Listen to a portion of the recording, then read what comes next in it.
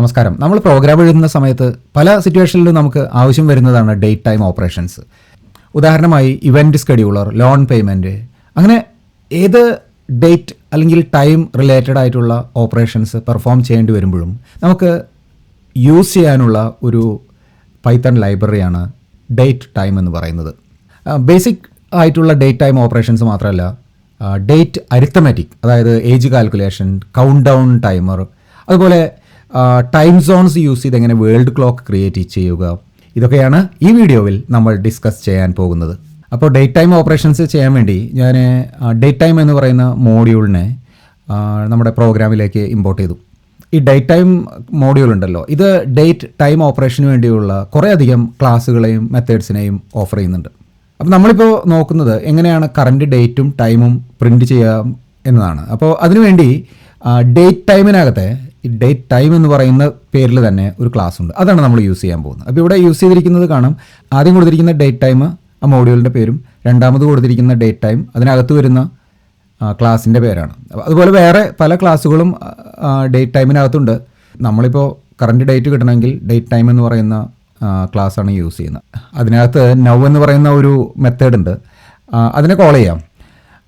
അതിൻ്റെ ഔട്ട്പുട്ടാണ് നമ്മളിവിടെ പ്രിൻറ്റ് ചെയ്യുന്നത്. അത് ഡി ടിയിലേക്ക് സ്റ്റോർ ചെയ്തു, എന്നിട്ട് ഡി ടിനെ നമ്മൾ പ്രിൻറ്റ് ചെയ്യുകയാണ്. എന്തൊക്കെയാണ് പ്രിൻറ്റ് ചെയ്തിരിക്കുന്നത്? ഒന്ന്, ആദ്യം ഡേറ്റ് പ്രിൻറ്റ് ചെയ്തിട്ടുണ്ട്, പിന്നെ ടൈം പ്രിൻറ്റ് ചെയ്തിട്ടുണ്ട് അല്ലേ. ഈ ടൈമിനകത്ത് ആദ്യം അവർ, മിനിറ്റ്, സെക്കൻഡ്, മൈക്രോ സെക്കൻഡ്, അത്രയും ഡീറ്റെയിൽസാണ് പ്രിൻറ്റ് ചെയ്തിരിക്കുന്നത്. ഈ ഡേറ്റ് ടൈമിനെ നമുക്ക് ആവശ്യമുള്ള ഫോർമാറ്റിൽ കിട്ടണമെന്നുണ്ടെങ്കിൽ STRF ടൈം എന്ന് പറഞ്ഞിട്ടൊരു മെത്തേഡ് ഉണ്ട്, അതിനെ കോൾ ചെയ്താൽ മതി. അപ്പോൾ ഡി ടിനകത്ത് നമ്മൾ റിസൾട്ട് ഒബ്ജക്റ്റ് സ്റ്റോർ ചെയ്തിട്ടുണ്ടല്ലോ, അപ്പോൾ അതിനകത്ത് STRF ടൈം എന്ന് പറഞ്ഞിട്ട്, അപ്പോൾ നമുക്ക് ആവശ്യമുള്ള ഡേറ്റ് ടൈം ഫോർമാറ്റ് എന്താണെന്ന് ഈ ബ്രാക്കറ്റിനകത്ത് കോഡ്സിൽ കൊടുത്താൽ മതി.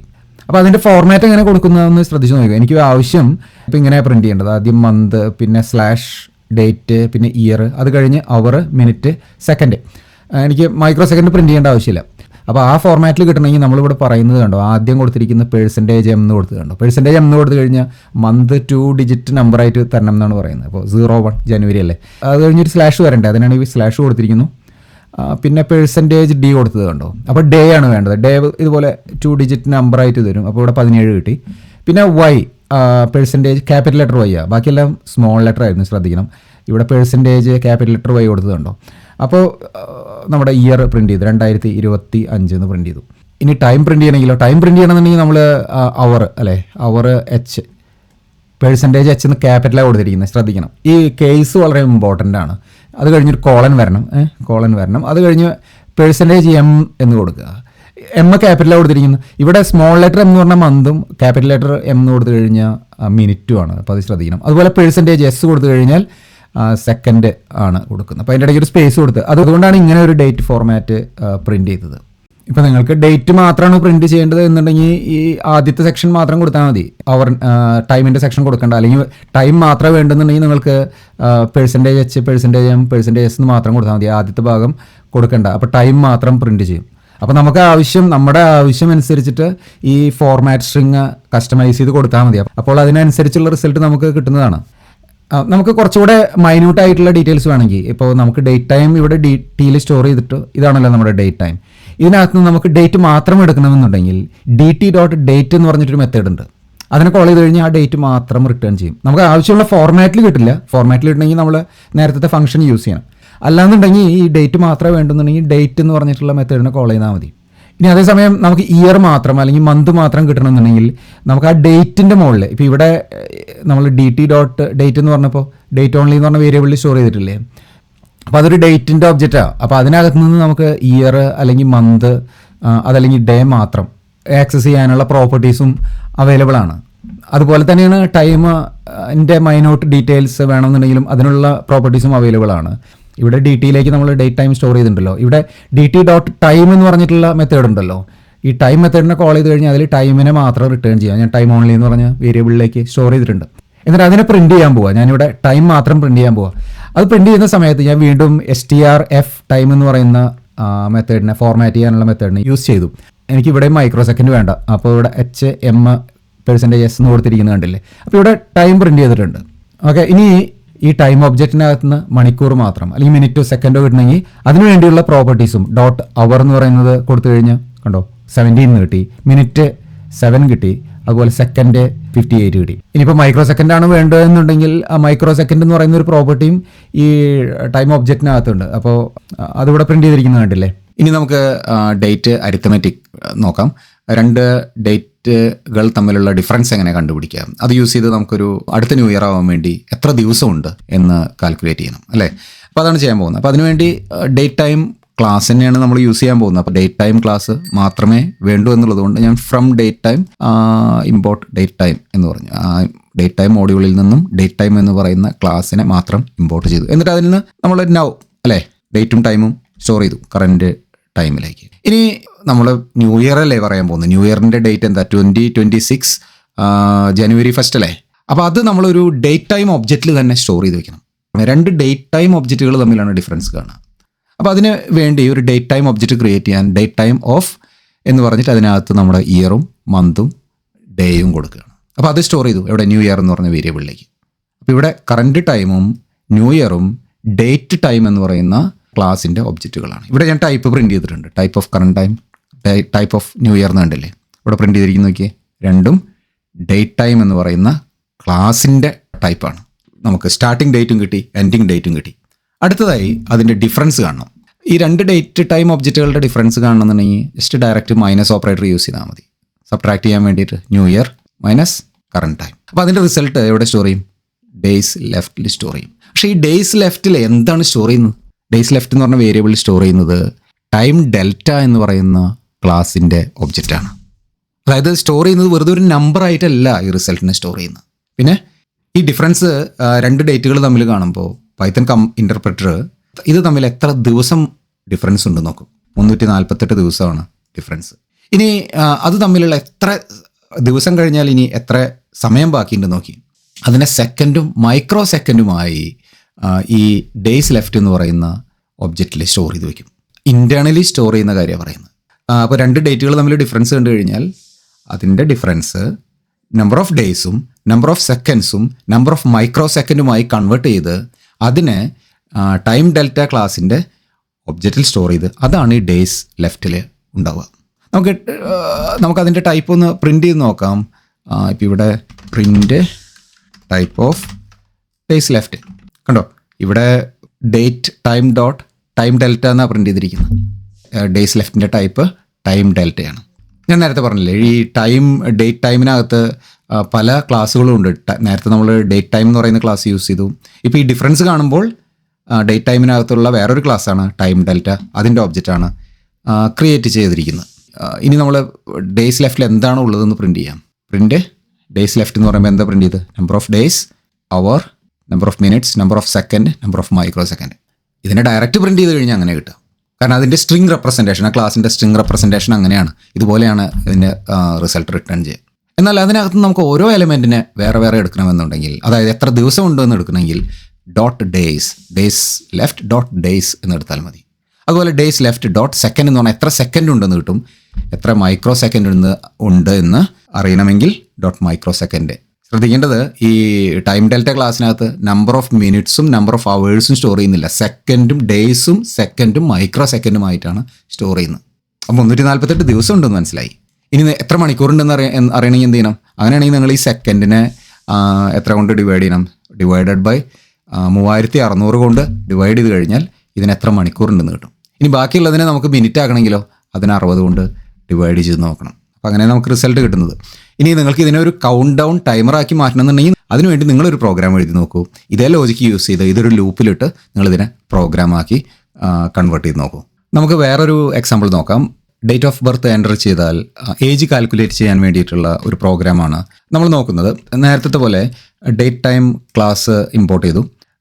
നമ്മൾ എൻ്റർ ചെയ്ത് കൊടുക്കുന്ന ആ date of birth YYYY MMDD എന്ന് പറയുന്ന ഫോർമാറ്റിലാണ് എൻ്റർ ചെയ്യുന്നത്. ഇൻപുട്ട് ചെയ്ത് കൊടുക്കുന്ന ഡേറ്റ് ഓഫ് ബർത്ത് ഡേറ്റ് എന്ന് പറയുന്ന വേരിയബിളിലേക്ക് സ്റ്റോർ ചെയ്യാം. പക്ഷേ ഇവിടെ ഒരു പ്രശ്നമുണ്ട്. കാരണം നമ്മൾ ഇൻപുട്ട് ഫംഗ്ഷൻ യൂസ് ചെയ്ത് ഒരു വാല്യൂ എൻ്റർ ചെയ്ത് കഴിഞ്ഞാൽ അതിനെ സ്ട്രിങ് ആയിട്ടാണ് സ്റ്റോർ ചെയ്ത് വയ്ക്കുക. അങ്ങനെ സ്ട്രിങ് ആയിട്ട് സ്റ്റോർ ചെയ്ത് കഴിഞ്ഞാൽ നമുക്ക് അരിത്തമെറ്റിക് ഓപ്പറേഷൻ ചെയ്യാൻ പറ്റില്ല. ഞാൻ നേരത്തെ പറഞ്ഞു ഡേറ്റുകൾ തമ്മിൽ ഡിഫറൻസ് കാണണമെന്നുണ്ടെങ്കിൽ രണ്ടും ഡേറ്റ് ടൈം ഒബ്ജക്റ്റ് ആയിരിക്കണം എന്ന് പറഞ്ഞു. അപ്പോൾ നമ്മൾ എന്താ ചെയ്യുന്നതെന്നറിയോ, ഈ ബർത്ത് ഡേറ്റിനെ നമ്മൾ ഡേറ്റ് ഒബ്ജക്റ്റിലേക്ക് കൺവേർട്ട് ചെയ്യണം. അതിനുവേണ്ടിയാണ് strp ടൈം എന്ന് പറയുന്ന മെത്തേഡ് യൂസ് ചെയ്യുന്നത്. ഡേറ്റ് ടൈം ക്ലാസ്സിനകത്ത് STRP ടൈം എന്ന് പറയുന്ന മെത്തേഡിലേക്ക് 2 കാര്യങ്ങളാണ് നമ്മൾ പാസ് ചെയ്ത് കൊടുക്കുന്നത്. ഒന്ന് ബർത്ത് ഡേറ്റ്. ബർത്ത് ഡേറ്റ് എന്ന് പറഞ്ഞാൽ നമ്മൾ സ്ക്രീനിൽ നിന്നും നമ്മൾ ഇൻപുട്ട് ചെയ്ത് കൊടുക്കുന്ന ഡേറ്റിൻ്റെ സ്ട്രിങ് ഫോർമാറ്റാണ് അല്ലേ. അതിൻ്റെ കൂടെ നമ്മൾ ഇനി എന്താ പറയേണ്ടത്, അത് ഏത് ഫോർമാറ്റിലാണ് എൻ്റർ ചെയ്ത് കൊടുത്തിരിക്കുന്നത് എന്നുള്ളത് നമ്മൾ പറയണം. അതാണ് ഇവിടെ കൊടുത്തിരിക്കുന്നത്. ഏത് ഫോർമാറ്റിലാണ് കൊടുത്തിരിക്കുന്നത് എന്ന് നമ്മളിവിടെ സ്പെസിഫൈ ചെയ്ത് കൊടുക്കണം. നമ്മൾ നേരത്തെ ഫോർമാറ്റ് എങ്ങനെ യൂസ് ചെയ്യുക എന്നുള്ളത് നേരത്തെ നമ്മൾ നോക്കിയല്ലോ. ആദ്യം ഇയർ -month/d ആ ഫോർമാറ്റിലല്ലേ ഇവിടെ എൻ്റർ ചെയ്തിരിക്കുന്നത്. അപ്പോൾ നമ്മളിവിടെ ഏത് ഫോർമാറ്റിലുള്ള ഡേറ്റ് ആണ് STRP ടൈമിന് പാസ് ചെയ്ത് കൊടുക്കുന്നത് ആ ഫോർമാറ്റാണ് നമ്മളിവിടെ കൊടുക്കുന്നത്. ഓക്കെ, അത് ബർത്ത് ഡേറ്റിലേക്ക് തന്നെ സ്റ്റോർ ചെയ്തു. ഇപ്പോൾ ബർത്ത് ഡേറ്റിൻ്റെ ടൈപ്പ് ഡേറ്റ് ടൈമായി മാറി. ഞാൻ ഈ കോഡിനകത്ത് ഇതിൻ്റെ ടൈപ്പ്, ഇത് കൺവേർഷന് മുമ്പുള്ള ടൈപ്പ് കൂടെ ഒന്ന് പ്രിൻറ്റ് ചെയ്ത് നോക്കാം. ഓക്കെ, ഇവിടെ ബർത്ത് ഡേറ്റ് പ്രിൻറ്റ് ചെയ്യാം. ഓക്കെ, ഇനി നമുക്ക് കോഡൊന്ന് റൺ ചെയ്യാം.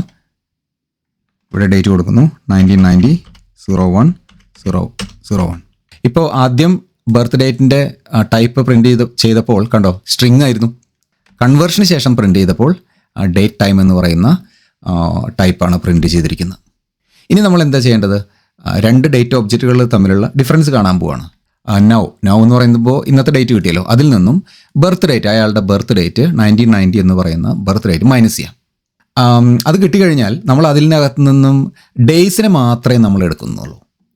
ഞാൻ നേരത്തെ പറഞ്ഞു ഈ 2 ഡേറ്റുകൾ തമ്മിലുള്ള ഡിഫറൻസ് റിട്ടേൺ ചെയ്യുന്നത് ടൈം ഡെൽറ്റ എന്ന് പറയുന്ന ഒരു ഒബ്ജക്റ്റ് ആണെന്ന് പറഞ്ഞല്ലോ. അതിനകത്ത് നിന്ന് ഡേയ്സിനെ മാത്രമേ നമ്മൾ എടുക്കുന്നുള്ളൂ. എന്നിട്ട് അതിനെ നമ്മൾ 365 കൊണ്ട് ഡിവൈഡ് ചെയ്യാം. അതാണ് ഏജ് വേരിയബിളിൽ സ്റ്റോർ ചെയ്തത്.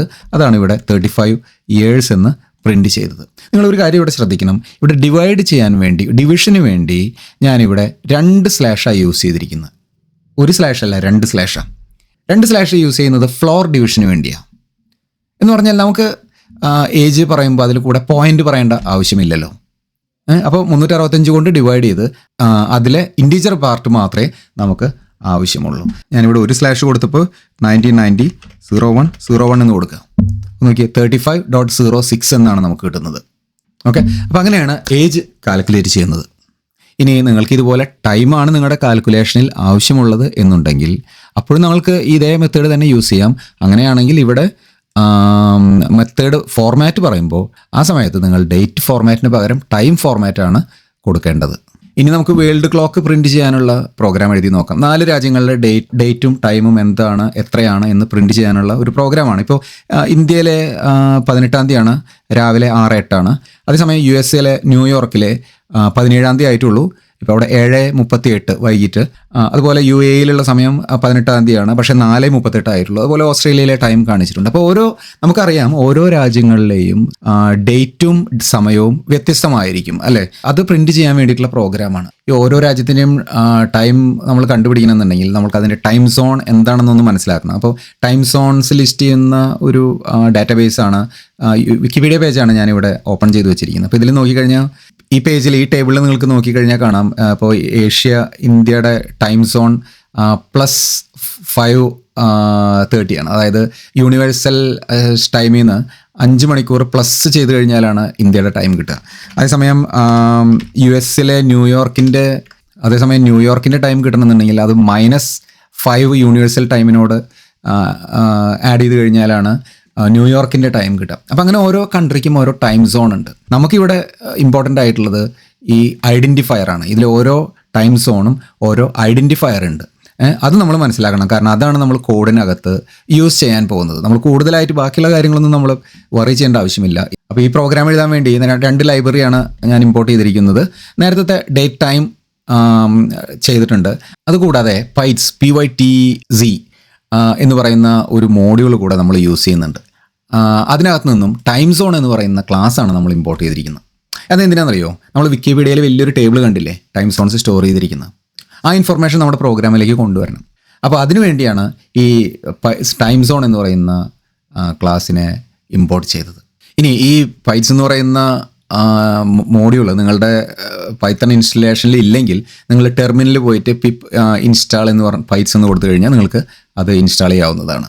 ഇനി 4 കൺട്രിയുടെ ടൈമല്ലേ നമുക്ക് പ്രിൻറ്റ് ചെയ്യേണ്ടത്. അപ്പോൾ ആ ഇൻഫർമേഷൻ നമ്മളിവിടെ ഒരു ഡിക്ഷണറിയിൽ സ്റ്റോർ ചെയ്തു. ആദ്യം ഇന്ത്യയുടെ ഏത് ടൈം സോണാണ് നമ്മൾ യൂസ് ചെയ്യാൻ പോകുന്നത്? ഏഷ്യ, കൊൽക്കത്ത. ഇനി യു എസ് എയിൽ കുറേ ടൈം സോൺ ഉണ്ട്. അപ്പോൾ നമുക്ക് വേണ്ടത് ന്യൂയോർക്കിലെ ടൈമാണ്. അപ്പോൾ അതുകൊണ്ട് USA ന്യൂയോർക്ക് എന്നുള്ളത് ഇതൊരു ലേബലാണ്. ഇതാണ് ടൈം സോൺ. America/New_York. അതുപോലെ യു എയിൽ ദുബായിയുടെ ടൈം സോണാണ് നമുക്ക് വേണ്ടത്.